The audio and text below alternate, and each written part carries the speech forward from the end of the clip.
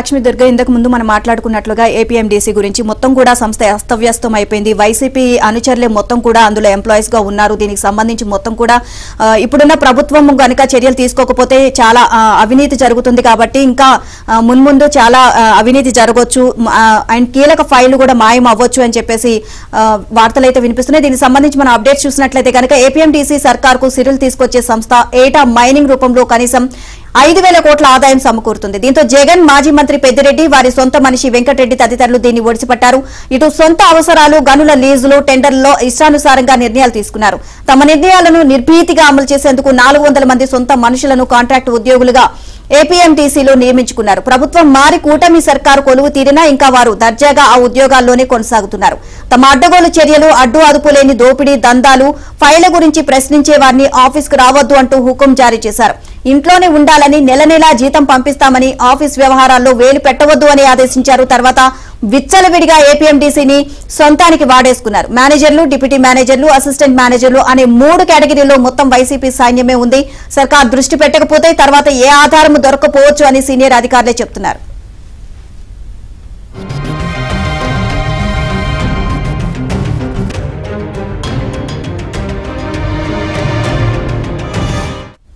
గనుల శాఖ పరిధిలో ఒక కార్పొరేషన్ గా ఏపీఎండీసీ ఉంది. చిన్న తరహా, భారీ అలాగే చిన్న తరహా ఖనిజాల తవ్వకాలు, లీజులు, కాంట్రాక్టులు, వేలం తదితర వ్యవహారాలను ఈ సంస్థ పర్యవేక్షిస్తుంది. బొగ్గు, ఇసుక, beach sand, iron ore, manganese, quart varieties అలాగే తదితర ఖనిజాల వ్యవహారాలు జరుగుతున్నాయి. మధ్యప్రదేశ్లోని సుల్యారీలో కేంద్రం ఏపీఎండీసీకి బొగ్గు బ్లాక్లను కేటాయించింది. ఇక జార్ఖండ్లోని గిరిద్లోని బ్రహ్మదీయ కోల్ మైన్ ఉంది. దీంతో పాటుగా మంగంపేటలో వెరైటీస్ ప్రాజెక్ట్ కూడా ఆసియాలోనే అతిపెద్దది. అయితే ప్రపంచంలోనే అతి విలువైన బీచ్ శాండ్ కూడా ఏపీలోని శ్రీకాకుళం, విశాఖ, భీమిలిలో లభిస్తుంది. క్వార్ట్ అలాగే ఐరన్ ఓర్, గ్రానైట్ వ్యాపారంలో మన రాష్ట్రం టాప్ లో ఉంది. వీటి నిర్వహణకు సహజంగానే మానవ వనరులు చాలా అవసరం. ఈ మేరకు ఏపీఎండీసీలో ఉద్యోగులున్నారు. జగన్ సర్కార్ వచ్చాక దీన్ని సొంత మనుషుల పునరావాస కేంద్రంగా మార్చుకున్నారు. వివిధ మైనింగ్ ప్రాజెక్టులు, ఎండీసీ ప్రధాన కార్యాలయం, ఇతర ఆఫీసుల్లో పలు హోదాల్లో 400 మంది ఉద్యోగులను కాంట్రాక్ట్ పద్ధతిన నియమించారు.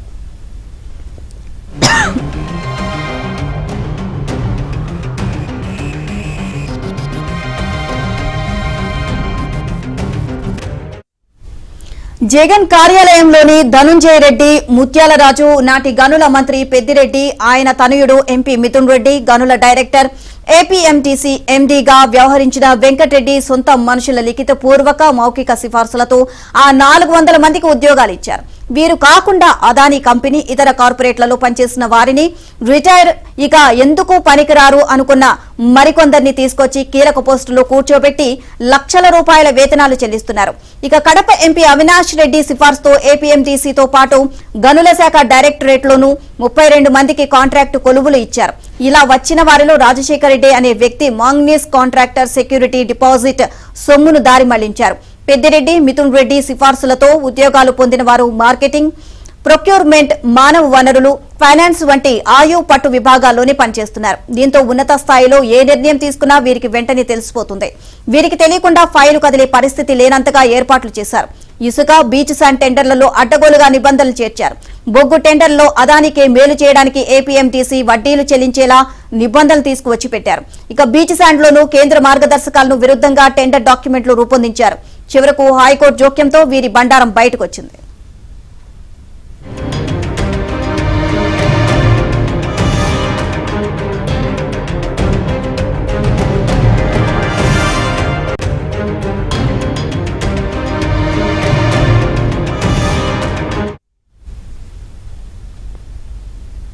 జగన్ పత్రికలో పనిచేసే ఓ వ్యక్తికి ఏపీఎండీసీలో అసిస్టెంట్ మేనేజర్ పోస్ట్ ఇచ్చి సకల మర్యాదలు కల్పించారు.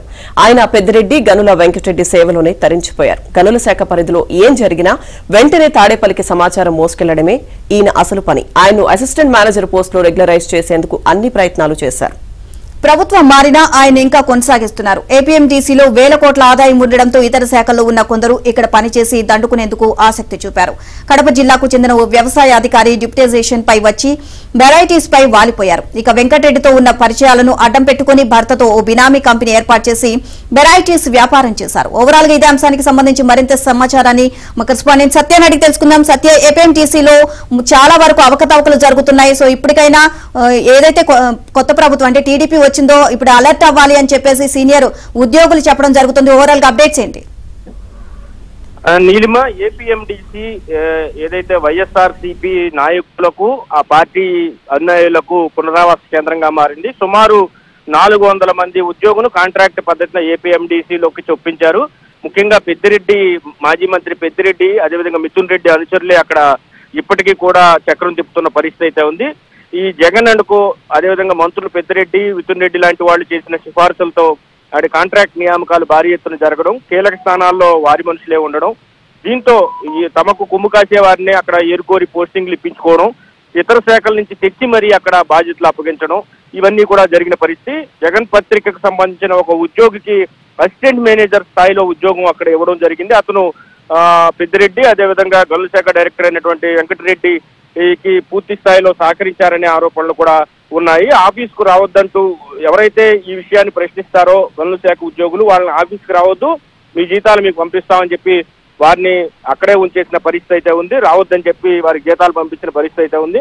దీంతో ఏడాదికి 5,000 కోట్ల ఆదాయాన్ని రాష్ట్ర ప్రభుత్వానికి సమకూర్చించే గనుల శాఖలో దోపిడీ విచ్చలవిడిగా జరిగిందనేది అర్థమవుతోంది. దీంతో పాటు గనుల లీజులు, కాంట్రాక్టులు, టెండర్లలో ఇష్టానుసారంగా నిర్ణయాలు తీసుకోవడంలో ఈ 400 మంది ఎవరైతే ఉన్నారో వారు కీలక పాత్ర పోషించారనేది చెబుతున్న పరిస్థితి అయితే ఉంది.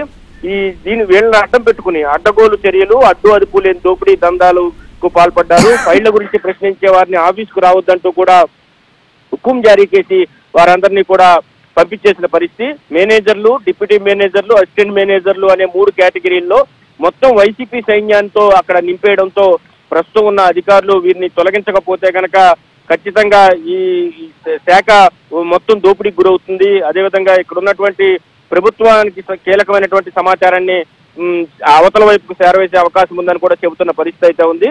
ముఖ్యంగా బొగ్గు, ఇసుక, చాలా విలువైనటువంటి beach sand, iron ore, manganese, quartz, barytes తదితర ఖనిజాల వ్యవహారాలను వీరిలో కీలకంగా పర్యవేక్షిస్తున్న వారు ఉన్నారు. మధ్యప్రదేశ్ లోని సులియారి కేంద్రం ఏపీఎండీసీ బొగ్గు బ్లాక్ ను కేటాయించింది. జార్ఖండ్ లోని గిరిద్ లోను బ్రహ్మదీయ కోల్ మైన్ ఉంది. దీంతో పాటు మాంగనీస్ బైరైటీస్ ప్రాజెక్ట్ ఆసియాలోనే అతిపెద్దది.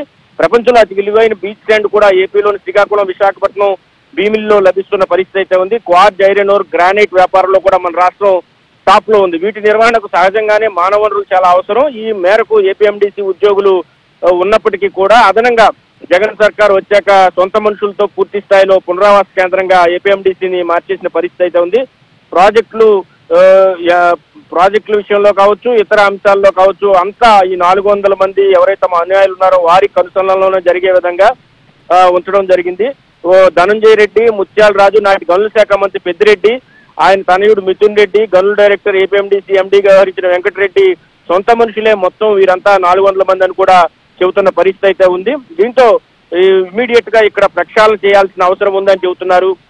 కేంద్ర ప్రభుత్వ అనుమతి లేకుండా బీచ్ శాండ్ మైనింగ్ కు అనుమతి ఇవ్వకూడదని చెప్పినప్పటికీ కూడా ఈ 400 మంది ఎవరైతే వాళ్ళ సొంత సైన్యం ఉన్నారో వారి ద్వారా ప్రపోజల్ సిద్ధం చేసి ఇచ్చేసిన పరిస్థితి కూడా ఉంది. అప్పట్లో ఏబైనా ఆంధ్రజ్యోతి విషయాన్ని తెర మీదకి తీసుకొచ్చిన పరిస్థితి అయితే ఉంది. మరోవైపు జగన్ సొంత పత్రికకు సంబంధించిన ఒక ఉద్యోగిని అక్కడ అసిస్టెంట్ మేనేజర్ పోస్ట్ లో పెట్టి సకల మర్యాదలు కల్పించారని కూడా ఆరోపణలు ఉన్న పరిస్థితి. పెద్దిరెడ్డి, గనుల శాఖ డైరెక్టర్ వెంకటరెడ్డి సేవలోనే ఆయన నేటికి తరిస్తున్న పరిస్థితి అయితే ఉంది. కాబట్టి ఈ విధంగా ఈ శాఖను మొత్తం పూర్తి స్థాయిలో ప్రక్షాళన చేయకపోతే భవిష్యత్తులో ఇబ్బంది పడక తప్పదనే అంశాన్ని ఆ శాఖ ఉద్యోగులే చెబుతున్న పరిస్థితి అయితే ఉంది.